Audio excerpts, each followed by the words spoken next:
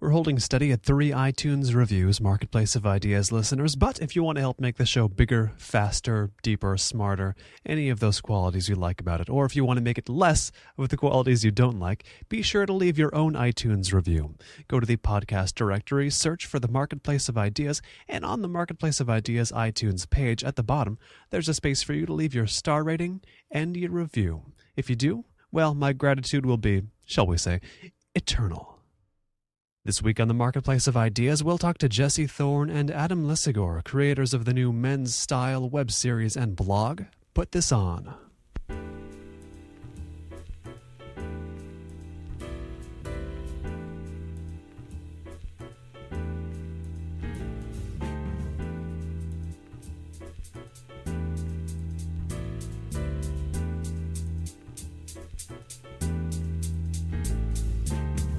It's the Marketplace of Ideas. I'm Colin Marshall. Jesse Thorn and Adam Lisagor are the men behind Put This On, a new web series and blog dedicated to men's style, or as you can see on the website itself, the art of dressing like a grown-up. Adam, welcome to the program, and Jesse, welcome back to the program. Thank you so much. Thanks for having us. Now, I want to also emphasize that, as I alluded to, Jesse, you've been on the program before talking about The Sound of Young America, your public radio show, and you're also known from Jordan Jesse Go, comedy podcast, and The Sound itself is well known as a podcast. And a lot of your efforts are known to be in the center of, if you picture kind of a Venn diagram of public radio and comedy and the internet, it hits the middle of that. And would I be correct in assuming that's kind of a perfect storm of people who don't care much about style and thus are fertile ground to inspire you to create something like Put This On? To be fair, many of those people give careful consideration to what band t-shirt to wear each and every day. They spend the time, but they're not spending it necessarily in the place you would prefer it. Yeah, they've got 3 Yola Tango t-shirts, and they're trying to decide between them. There are Venn diagrams within that Venn diagram, though, where people are coming out of the woodworks and seem to have unexpectedly be concerned with style and actually know how to dress in things other than band t-shirts. I would say, again, to be fair, to come to their defense. Exactly. You've got to balance this out, but at the same time, I want to make sure that I want to get an idea of whether the inspiration came from seeing a lot of anti-style or non-style around you, or was it more like being inspired by the style you did happen to come across, if that makes any sense? So it's sort of an issue of negative versus positive inspiration for creating this. My inspiration for creating this was very much the latter. I mean, it was very much my own interest in style. And, over the past few years, there's been kind of a community of style enthusiasts that's grown on the internet that's made me feel like there was an audience for this. And I think what we found was that when we started making these videos, one of our goals was always to make something that an enthusiast would love, but that also was welcoming to someone who was just learning. And I think Adam, to his credit, has done a really amazing job of maintaining that tone. And so what we found is that not only do people who like to argue about which tie knot to use like it, but it's also something that's really valuable and interesting, even to people who, we get a lot of emails from women, for example, who literally do not wear men's clothes. And have no practical use for our videos. And so I think that we've really found a sort of a tone that's open to everyone. And that's something I want to get into a little more in a bit, the bit about the balance you're striking there. But first, I want to figure out how you, Jesse, managed to develop your own interest in style when, take the average person born in 1980, currently living in Los Angeles, and they're not typically all that interested in style. What sets you apart? Or what, that sounds a little too grand. What factors in your life sort of brought you to this, let's call it an unusual interest for your context? Well, I'm from San Francisco, which is probably the style capital of the West Coast of the United States, as modest a distinction as that may be. I grew up splitting my time between my parents, and my mom is very style conscious and very much an aesthete. And it's always been something that I've enjoyed. I mean, when I was little, when I started doing this kind of stuff, my dad was making fun of me because he remembered me being a little kid that would, my favorite game was costume game, where I would make up costumes from the weird stuff that I had lying around the house, and I would be, a dog knight combination. And so it's always been a very sincere interest of mine. And I guess the stumbling block was always finding a way to do it that did justice to the aesthetics of clothing, which is such an important part. And I didn't think I could do that through what I knew how to do, which was audio. But I knew that I knew this stuff, and I was excited to learn more and do more.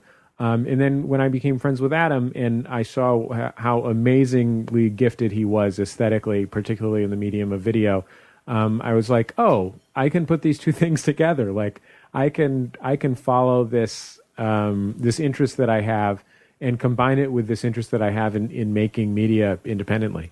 And there's so much to talk about the way this was made independently, the way it was funded, the way it looks. I mean, this is not a low-resolution show. The way people can get it, they can watch it whenever they want, as many times as they want, for free.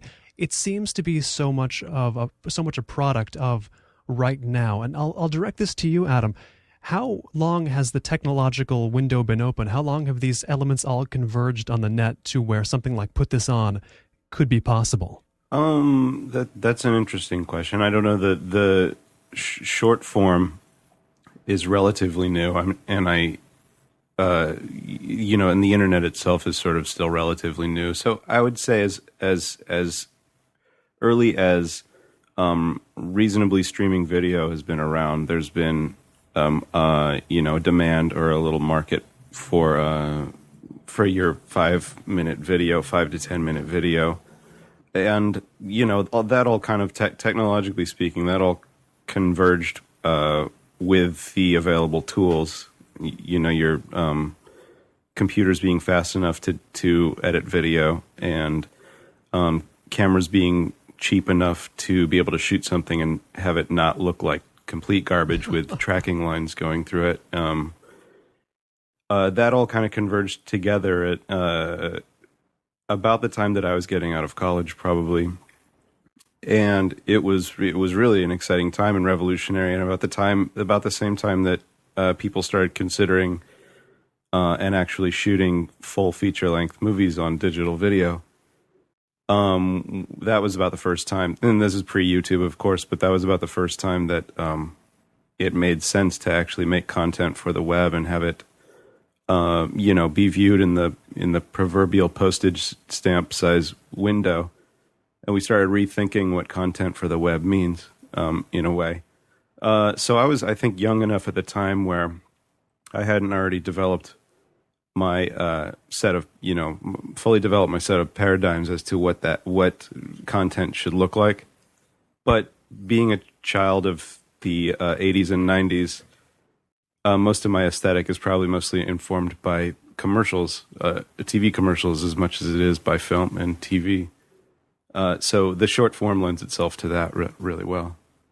And what seems really new about Put This On to me, there's all this, of course, that goes into it. There's all this stage that's set for it, but also it seems new in the sense that it is a show that, as Jesse said, is so much about visual aesthetics. Never have I seen a show made independently, distributed via the web, that is so concerned with displaying and embodying a certain aesthetic sense. Now, Jesse, maybe I'm putting this a little grandly, but was that sort of an idea from the beginning of the project, that this thing has to not only showcase the style, the aesthetics that I care about, it has to be made of that same material, as it were, as well? Yeah, I mean, I think you're getting at something really important, which is that in a lot of ways, I think geekery, which has always ruled the web, is in some ways hostile to aesthetics. And I think Adam is part of something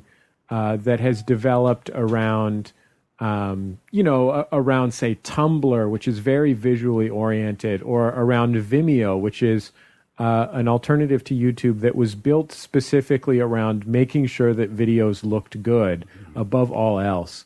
And I think, and the people who obsess over the kerning of fonts and all these things are sort of a latter day form of internet media and form of geekery generally that just wasn't, because it just wasn't possible to do that. It's the sort of maturation of the people who used Broderbund Print Shop on their Apple IIs and then moved on to Photoshop or moved on to After Effects or whatever. These people who can combine that enthusiasm of geekery with aesthetics, I think, is a really new and important thing that Adam is very plugged into, very much more so than I. And I think it was that being plugged into that was part of why I thought Adam would be such and I think Adam has shown that he is such a wonderful fit for this project. And then sort of the other side of that is the actual mechanics of making it. And, Adam, when we started this project, had recently quit his job as a commercial editor, which was a very well-paid, successful professional type job. And he was working freelance editing commercials and things like that. And, again, also a very highly paid, successful professional type job. And so I felt like I didn't want to bring him work without bringing him at least some money associated with it. And so we used a website called Kickstarter, which essentially funds creative projects through groups of fans in order to fund it. And I said, the first video we made for $1,500, I said, look, I think the very smallest amount of money that it would be reasonable to earn to make this professional video would be maybe $500. So if you make $500, I make $500, and we have $500 to buy lens caps or whatever. Very expensive. Yeah, very expensive lens caps. Idea. We buy them from Pentagon vendors. Yeah, well, they're Filson lens caps because everything has to be they're canvas. They're bridal leather. Yeah, aged, vegetable tanned. But I wanted it to be professional from the start, and I didn't want to bring Adam into something that he wasn't getting paid for, and there was no hope of ever getting paid for it. And so I think that website, which was brand new at the time, was also a real catalyst for our ability to make it. And again, that's something that, Vimeo's widespread use is something that's, 3 or 4 years old, and Kickstarter is something that's 1 year old, roughly, I think. Mm-hmm. So all these factors converge to make this possible in a way that's different from that postage stamp video image of what you can do on the web, the sort of fake America's best home videos sort of aesthetic that rules. Aesthetic. And it was really interesting to be to sort of be a guinea pig early experimenter with Kickstarter, because it's an incredible thing that they've made, that crowdsourcing funding of creative projects. But if I could go back for a second to the look of what we make, we keep in this conversation using the word aesthetics, which is an entirely appropriate word. But I think the one word that we haven't mentioned yet, which is dawning on me, is really important in making video as well as in dressing oneself, is design. And I think that when the internet became a thing that people were excited about, not only reading but also creating for, I think that people started using that word design a lot more and paying attention to something called design. And design didn't just mean laying out graphics for print anymore. And this had come from a time when, the Apple computer had actually revolutionized that the design industry simply by offering, for lack of a better word, writers the ability to choose from a list of handsome fonts. And just the identifying that phenomenon that if you write something, it can look different, whether you use Helvetic or New York or Chicago or whatever, it takes on a different tone and character. And that's design. And I think that in recent years, design has come to mean so much more than it has before. And I've heard people say that writing is design. Just the very act of writing words to communicate a message is design. And by that same token, I would think that I really do think that dressing yourself is design. And whereas geeks never before really paid attention to how something looked in its final skin, or has always been an afterthought, I think a lot more attention, and rightly so, is being paid to skinning what it is what we make, because that really is the final layer between what we make and the rest of the world. And why shouldn't style be considered as such? So that, I'm done. Now, if we think of dressing oneself as a form of design, and of course everybody already thinks of making clothes themselves, as designers do, as design, how was it, and I guess this is a question in large part for Adam, but both of you are involved, how much of the structure of the show, of the sort of the cinematic assembly of the show, how much of that is made to reflect kind of the same elegance that a well-dressed man has, or a well-dressed man's outfit has? Is there this? Obviously, that's a little bit of a grand way to conceive of it, but no, I understand the question. No, it's a good question. Well, I think as a thinker, I'm very simplistic, and I like to break things down to their simplest components. And I think when we put an outfit together, for instance... Adam, I've always said that you were simple-minded. So thinking simplistically, like breaking an outfit down to its components is a simple way of thinking about something, about dressing yourself. But then that the components all form an outfit is just a very basic element to how we, again, to design. And so it made sense to me when we were conceiving of the show that it should be, broken up into simple chapters, basically, just with headers and not trying to make a narrative of it at all. But each show is on a theme, and then each episode is broken down into 3 or 4 segments, and those segments all somehow form an overarching outfit, as it were. So, like, it really just comes from my. That's the way I communicate. Is that I try in deconstructing an idea so I can communicate it to somebody. I break it apart and offer it as a bullet, as an outline, really, and then put it, and then on the other end, hopefully, there's a full page of stuff. I think men's style aspires to timelessness in a way that, is more consistent with certain values of design than it is with what people think about when they think about fashion. And in fact, just the general le mode sense of fashion as a sort of social act that's always changing is very different from what most men aspire to. And I mean, even when we were designing the logo was designed by a designer named Stefan Lawrence, who runs a design company called Stefan Rules. And when we were talking to Stefan about what that logo should be, and I think that logo influenced the whole aesthetic of the show. Mm-hmm. It was about creating something that felt like it was out of time, and not something that was retro, not something that felt like it was immediate and au courant, but something that felt like it could be at any moment. And I don't appreciate your snickering, Adam, at me using 2 French words in one answer when I don't speak French at all. There's a word you used there, Jesse, which... I think you meant au gratin.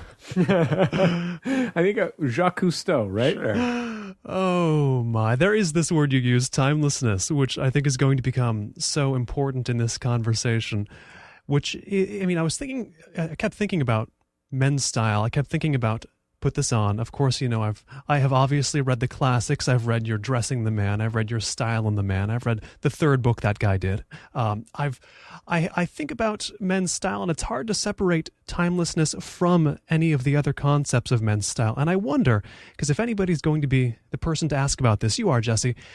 Does good men's style equal timeless men's style and vice versa?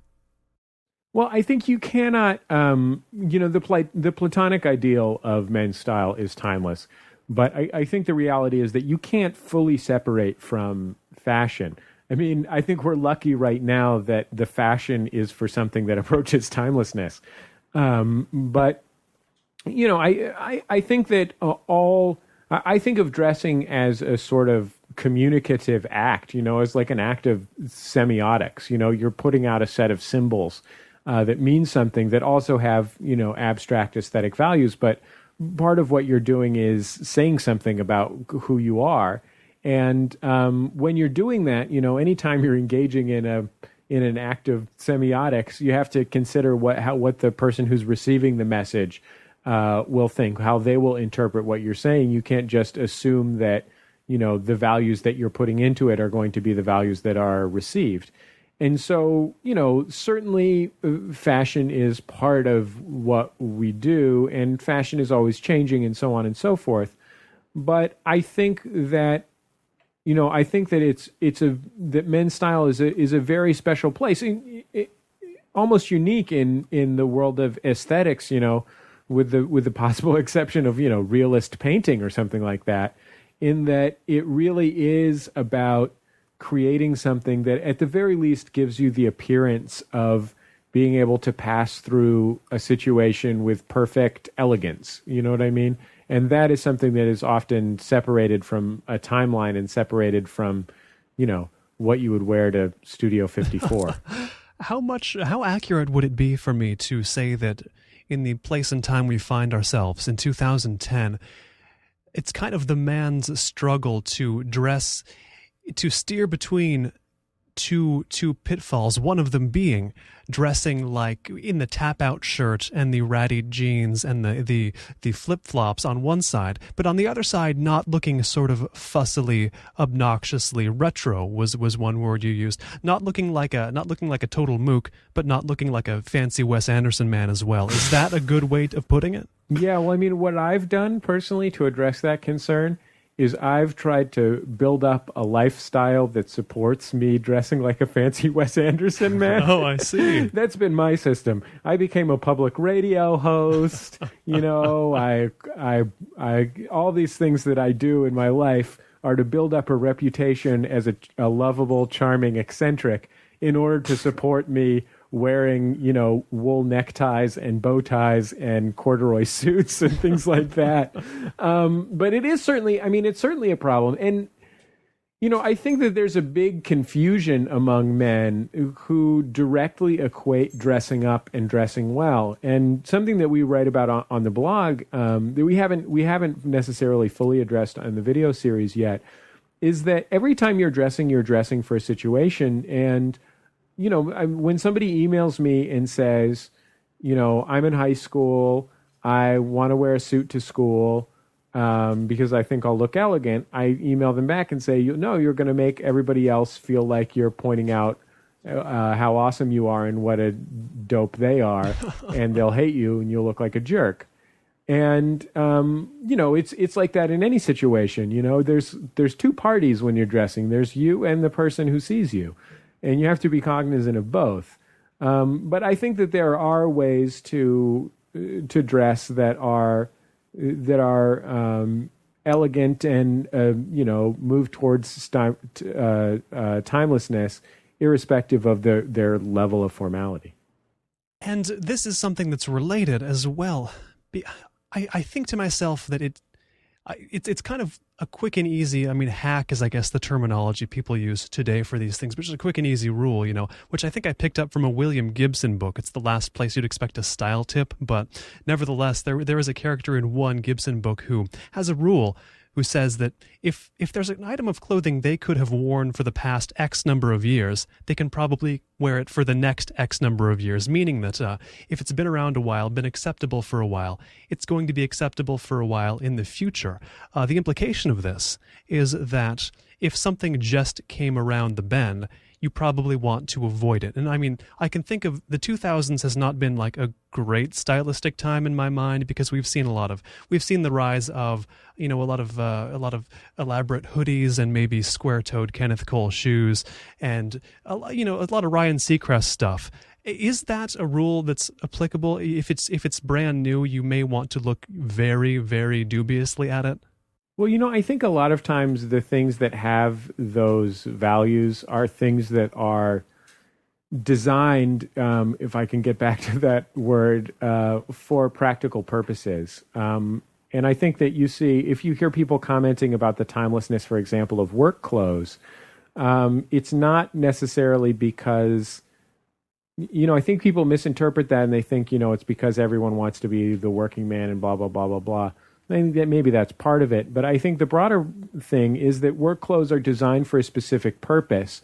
And so they have a real raison d'etre, if I might speak French again, that has to do with more than just pure aesthetics. And I think that, that's reflected in, the way a suit is cut. I think suit cuts that flatter the body have that same sort of purpose-driven set of values that a double knee Carhartt blue jean does. It's made for something. I think when you think about classic clothes, they're often made for something, and I think those are the things that you can kind of go back to and that you can wear in any situation. It's sort of like when people ask me, like, they're like, I want to start wearing a hat, but I don't want to look like I'm going to an Indiana Jones convention. And, I always tell people, well, one good time to wear a hat is if it's cold or raining, or if the sun is hot and your head's going to get sunburnt. Because when you're wearing something for a purpose, it doesn't have to justify itself on, fashion grounds. It's a thing. It's a real thing. We mentioned a few minutes ago I have to interrupt you, Colin. None of that should be interpreted as any kind of encouragement to wear Vibram 5-finger shoes. Oh, dear. This is territory I knew we would find our way into. Anywhere other than on a treadmill. Just please do not wear them. Or on the beach, like running on the beach for exercise or something. I guess you can wear them then. Do not wear them in a public place. Non-exercise related public place. This is one of those things it opens up so much of a can of worms. It would consume the rest of the interview. If I said, for example, Crocs, if I was talking about Crocs, the next half hour would be on Crocs. So to steer away from that for a moment, I will say we mentioned a few minutes ago the sort of aesthetic geek, I'll call them, the intersection of people who know how to use technology and use it well, and they also care about aesthetics, personal and otherwise. I kind of number myself in this tribe because of how much, I like stuff like Put This On and the associated constellation of internet style stuff. If that doesn't sound like an oxymoron anymore, I guess you can actually say internet style. But in any case, related to that, you're referring to ASCII art of Heidi Klum, right? Pretty well. I mean, that's what I thought you were thinking about when I said internet art. Yeah. This interview is not about ASCII art of Heidi Klum. Oh, that's what our website is about. Yeah, ASCII art, okay. and specifically ASCII art of Heidi Klum. Yeah, I mean, I only talk to people who make animated ASCII art, though. It has to blink. It has to have colors. This is an amateur hour. Oh, sorry. We're purely amateur hour then. Now, whenever a new episode of Put This On comes out, and it gets received in various circles on the internet, certain geek communities watch it, and you can kind of gauge their various reactions to it. And, like on Metafilter, for example, I see a lot of responses on there. And no matter where, though, there's always people who love it. They're like, this is great. This is the thing I've been looking for forever. Why hasn't somebody made something like Put This On before? It's going to be my salvation.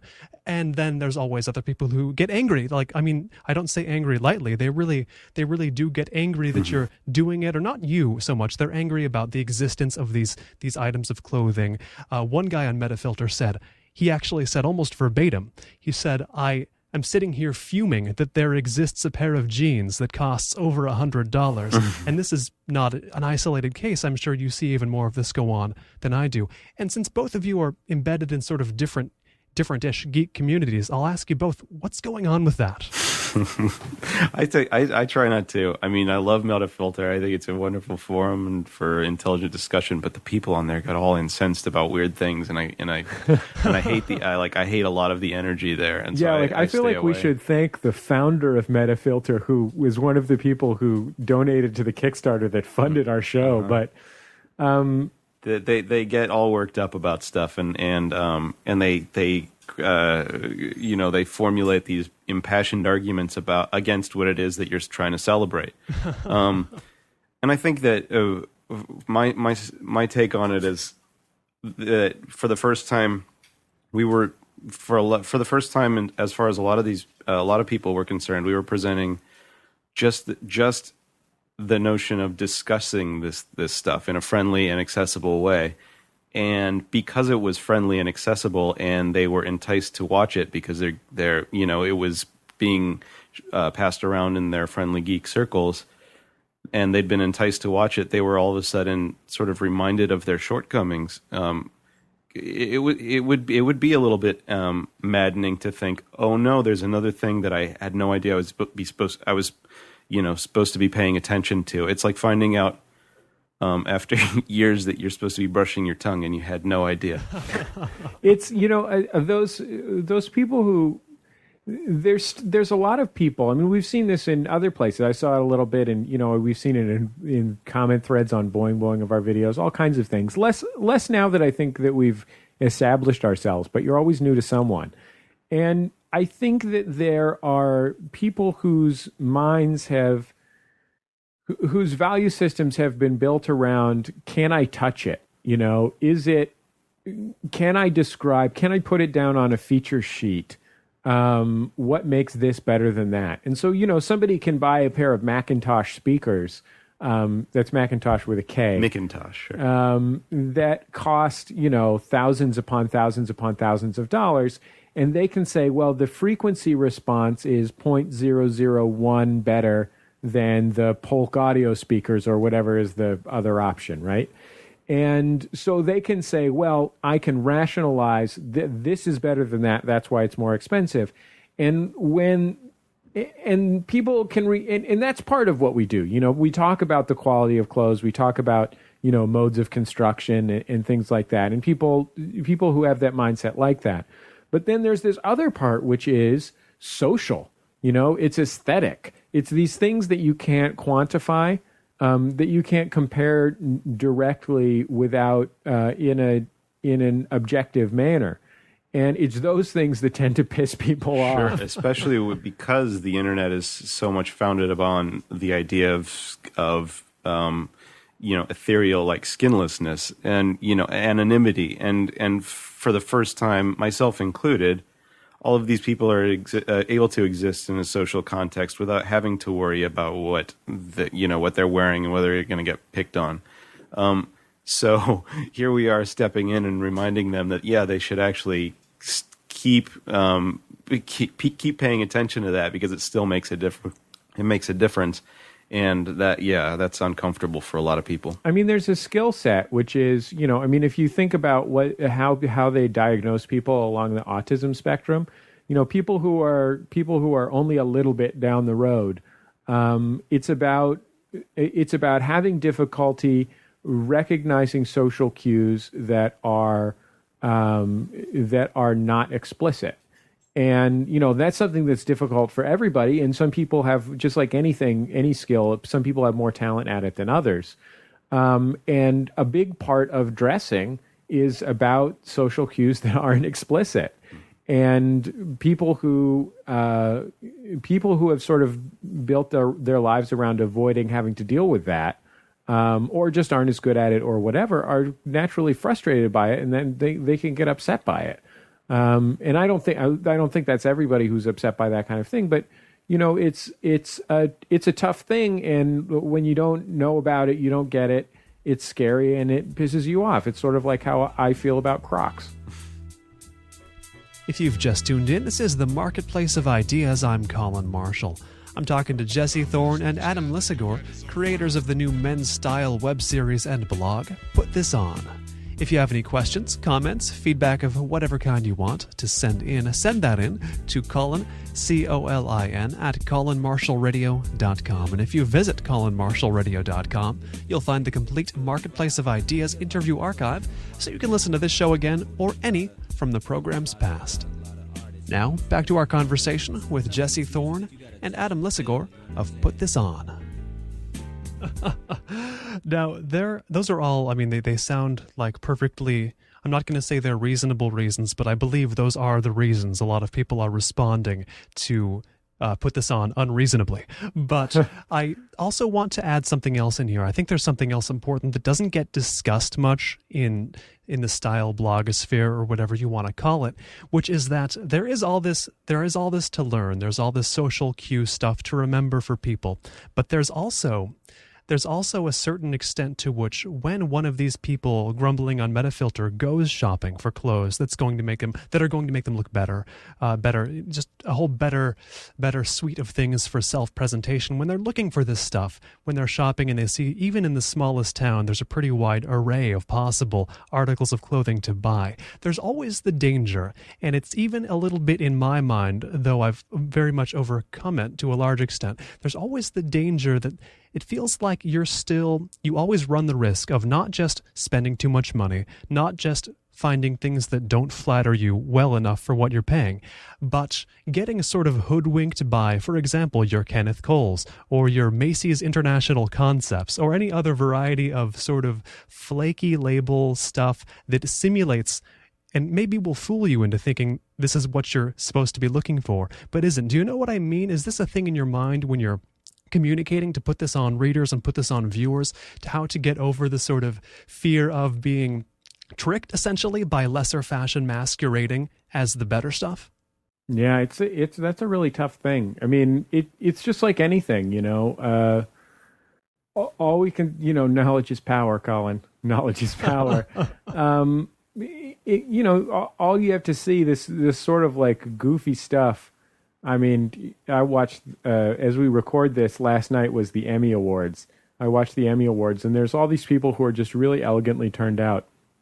And then there's just people, men specifically, very rarely women. The women always look great because the sort of social cues are so much more prized among women than they are among men. But a lot of times, a lot of the guys just look like they're going to the prom. And you wonder, like, who led them down this path. And I can understand being worried about that kind of thing. And I think it's nice. I think it's nice for people.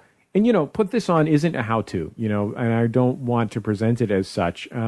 But it's nice for people to have, like, a place where they can just learn about some stuff. And they don't have to worry about anyone trying to sell them anything or trick them. And they can get some of the skills that they might not have, and really learn to and really start to appreciate these things that I know for me personally are I really care about and love.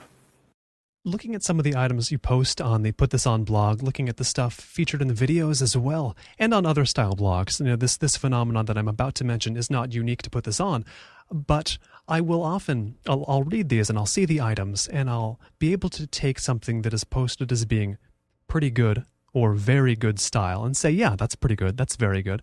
I can look at the stuff that's posted and that the blogger says, well, this is pretty bad or very bad, and I can say, yeah, that's pretty bad. That's very bad. But what I have a hard time doing, and tell me if you get the sense that this is at all common, what I have a hard time doing is distinguishing the sublime stuff from the absolute abominations. When you get to the very far ends of the spectrum, I honestly would have a tough time if two things got held up. One said, this style blogger said, these shoes are just exquisite, best shoes you'll ever buy, hard to pull off, but great.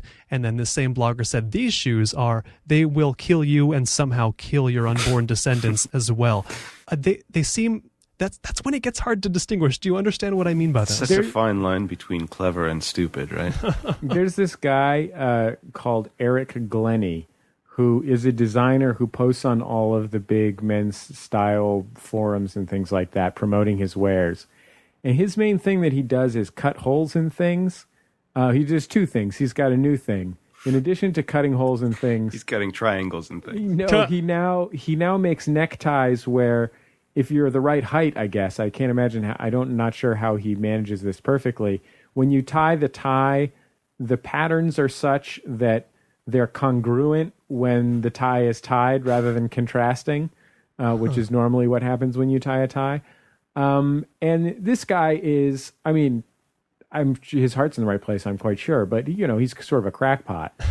But I can understand that it's very difficult to distinguish between this guy's designs and, some crazy shoe that Alexander McQueen makes. I think there's two things to think about. One is, when you're doing something like that, you can pull off almost anything if everything else is awesome. I sometimes joke about this thing that we call jokingly sartorial power moves, which would be something like, wearing a bow tie and tucking the ends of the bow tie into your collar of your shirt. Like that's something someone sent a video of João Gilberto doing. Like that's something that you absolutely can do if you are really awesome in every way. If the rest of your outfit is perfect, like Gianni Agnelli is this famous guy. I think he's a famous Italian industrialist. I think he owned Fiat. And he was legendary for being one of the best dressed people of all time. And he always wore his watch outside his shirt cuff because he didn't like pulling his shirt up to look at his watch. And that's something that you can do if everything else about your outfit is perfect. So when you're doing that kind of stuff, you have to be frank with yourself and say, hey, am I the kind of guy who can put together a perfect outfit with something crazy in it, or am I the kind of guy for whom that's really a stretch? And then sort of the secondary part of that is that it's all supported, it's an active identity, and it's all supported by who you are. So, I was just watching a video by this band, the Apples in Stereo, because they're signed to a record label that's owned by Elijah Wood, who was just a guest on my radio show, The Sound of Young America. And they're all wearing these they're sort of like older guys. The front man is bald and has a beard. They're, when I say older, I mean they're in maybe their late 30s. And they're all wearing in this video sort of like 70s clothes with crazy mismatches and poor fits and things like that. And frankly, they look great. And the reason is, like they're wearing these clothes while singing a great song and sort of like proving their awesomeness. And so, there's a lot more that you can pull off when you have that sort of social capital of doing something or being something great.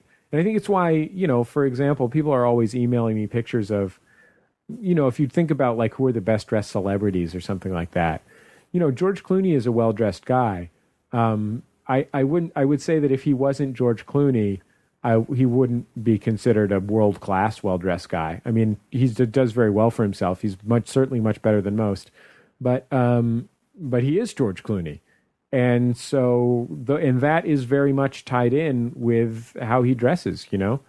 They can't be separated. So I guess the answer is either be perfect or be George Clooney. Can we say if you're going to attempt something goofy with your style, you better be balancing it out with 5 times as much perfection, no matter how that perfection is achieved? Yeah, I mean, there's this Italian word called sprezzatura, which is very big in men's style, and I think people sort of misinterpret it. What it is essentially is I think the wearing a watch over your shirt cuff is a pretty perfect example. Or, there are certain men who have the rear blade of their tie longer than the front one and tuck it into their pants, for example. These are things that are not sort of following the rules, but they're sort of the ultimate elegance, because what they are essentially is a demonstration that you've so mastered the form that you can willfully make a mistake without it being, and that essentially transforms it into not a mistake. For instance, Jesse right now has his shirt tucked into his underpants, and his underpants are coming up above his waistline. Right, exactly. So that's the kind of thing, I mean, that's my little thing that I do. And it frankly looks ridiculous, but he pulls it off. He somehow manages to pull it off because everything else is so perfect and awesome and Clooney. Yeah, which is a new adjective I just used. Right, and it's because I'm super, super handsome also. Fairly Clooney. Spectacularly handsome. No. And I live in an Italian villa, and I used to sleep with a pig every night. See, it all lines up. You've balanced out the underwear with the perfection. So, I think mission accomplished. I also surprised people by overcoming the failure of The Saint to become who's that the one he was in? The Saint? That's Val Kilmer, I think. But yeah, that's Kilmer. That was Val Kilmer. What was the one that he was in? I don't remember. Batman and Robin. No, he was in Batman Forever. Can we count? No, yeah, Batman and Robin. Probably the worst one. I don't know. There was one huge failure at the beginning that made it. Anyway, George Clooney aside. In any case, there's something that comes to mind when I put this on, and when I sort of infer rules. Not that you're giving out rules so much, but when I infer rules from what I'm seeing as examples of what's good. And I think about when I go to the store, that makes it sound like I mean the grocery store. When I go shopping for clothes generally, which I don't buy at Vons or anything like that, rest assured. You buy them from Vons.com and exactly. have them delivered. I don't like to leave the house. But when I do buy clothes, there's certain things in my mind that are just, don't get these sorts of things areas. Like, I don't tend to pick up pleated pants, for example, or I don't tend to pick up black dress shirts, because those are in my mind as things that look bad. But I start to wonder, with these and other things, do you ever think about, is there slippage between what is aesthetically superior and inferior and what just becomes like a rule for what you wear and you don't wear? Like, sometimes I just get confused about what do I actually think looks good and bad, and where am I just kind of following rules because I can't necessarily make the determination. Do you know what I mean? Well, I mean, you may think that a Star Trek uniform is beautiful if it's the one from Star Trek 4, The Voyage Home. But that doesn't mean that you would necessarily choose to wear it out of the house unless you were going to a Star Trek convention. I mean, the reality is that choosing clothes just isn't exclusively aesthetic. Otherwise we would all, hire artists to paint our bodies with body paint or something like that. So you just have to, it's always a mix. I mean, there are reasons, there's reasons not to wear a black dress shirt. It can make your complexion look very pallid. There are cultural reasons not to wear a black dress shirt. Like, you're not Johnny Cash. It's surprising to me, or I should say, it's not. It gets less surprising now that I'm 32 years old, and I feel like I've been around long enough to have seen a couple of cycles, and pay attention to them. So I've paid attention to my own reaction to certain style aesthetics, such as things like flared pant legs, or when at the time, it made complete sense. That looks awesome. The lines sort of like somehow it's like weighing down the bottom, which is interesting, a different aerodynamic look. and like I wanted to go out and buy bootcut jeans, and they I thought they looked fantastic, and everybody else looked fantastic in them. And now you look back at that, which was 10, 15 years ago, and it's so dated and awful. And now the tapered look has come back, but the tapered look, which was around before the wide, the flared look, and so like it surprises me to have noticed that in those cycles I was just as susceptible as anybody to adjusting my aesthetic, taste for that stuff.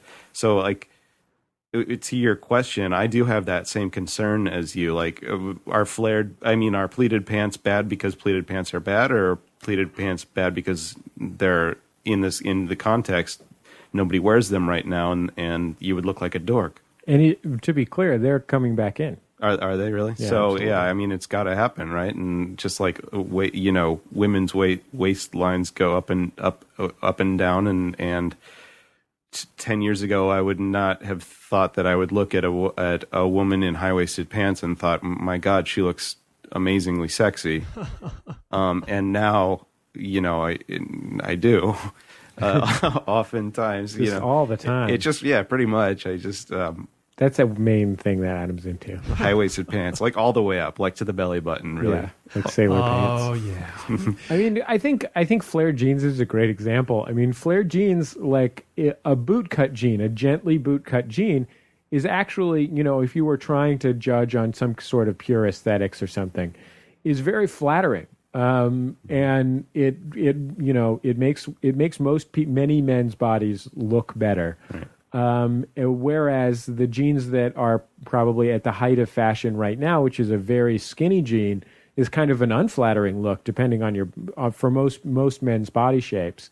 There's a couple ways you can play it. You can try and ride the wave. You can try and get outside of the wave. But even if you're trying to get outside of the wave by, currently, for example, wearing something that's a straight cut, then you still have to be engaged. You still have to know what's what if you want to be sending the right message. It's people are like, I don't send any message with my clothes, and it's impossible. That's not possible to do.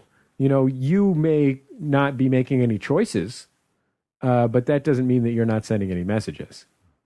There's a quote you posted on the Put This On blog recently from another style blogger. The name escapes me, but it was a quote that reminded us all essentially that style is worth paying attention to. Style is an interesting thing, but also style is merely one component of the well-lived life, and that's something that just resonates so strongly with me. This is sort of one plank of one's attack on life, trying to live it well.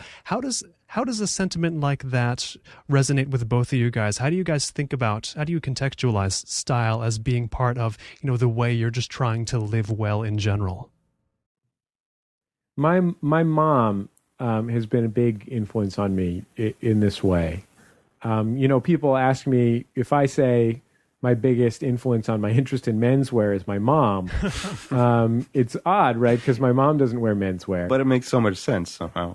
Yeah, I mean, would it be just because? Yeah. Because I seem like a mama's boy. That's not what I'm saying. That's what I'm saying. So to speak. It's because my mom is someone who makes choices about her life. And, she makes choices about all parts of her life. My mom loves culture. She loves reading and theater and all those things, and she also loves the aesthetics of things.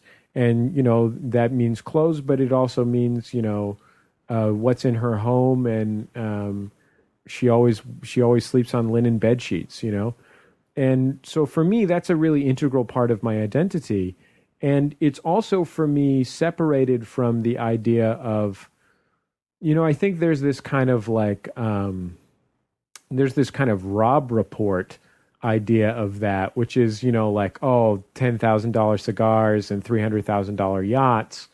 And, no one in my family has ever been anywhere close to rich. And in fact, when I was growing up, I sort of lived in the hood, and I went to the doctor and I paid for it with stickers provided by the state of California.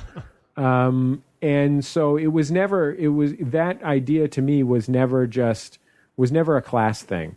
It was always about finding a way to live the best life that you can. And it was always very holistic about more than just clothes. I like to think that, the life that I lead, at least, I'm successful at least in consistently striving for that. I think that was that point that I think people get really into. When people geek out over something, you can get so deep down this one particular thing that you lose sight of the rest of the things that are important in the world. And, especially, I think that's especially a danger with fashion in our little corner of the world. It's easy to get so into fashion that you lose track of everything else about style. And I think that quote, which was, I think, from the Choosy Beggar, which is a great website that tells you where sample sales are going to be in New York, is it was really thoughtful and insightful on that count. Adam, your thoughts on The Life Well Lived? If you can't tell, it's my final question, so you get the grand final statement. I think that I'd like to strike a balance. Probably is the key word. I don't. Sure, I like to have good things, and I like to feel like I'm well put together. But I feel like if I pay too much mind to any one part of that, I feel just personally that it's usually to the detriment of the rest of the stuff in my life. So I like for my own personal style to reflect a balance, and certainly not to feel like I'm ever concentrating or focusing too much on presenting myself. So, in other words, I'm a schlub, is what I'm saying. I'll be a schlub for you. I'll own that, but that's my choice and my style. I do notice the effect that it has on all other aspects of my life when I am putting energy into styling myself. But also, I know myself well enough to know that it's how I'm styling myself is also a reflection of how I'm feeling. It's it's a cycle. It goes back and feeds back into itself. So basically, I'm just trying to maintain equilibrium and be a happy, comfortable dude. I think that it's important that Put This On maintains that, just that idea of, for someone like me, and I'm different from Jesse in that way. I think Jesse is just exquisite in his attention to this stuff. Not everybody can aspire to be that from our audience, and it can be somewhat intimidating to think that there's all of this knowledge out there. But a little bit goes a long way. So I just the fact that Put This On is there, celebrating this thing in public, where other people can kind of come and appreciate it to the degree that they want to, and that they can let it into their lives. I think it's an important thing. And I accept it with open arms, and an open heart, and open legs. The name of the the name of the blog and web series is Put This On. Jesse, Adam, thanks so much for taking the time. Oh, thank you, Colin. Thanks, Colin. It's really fun.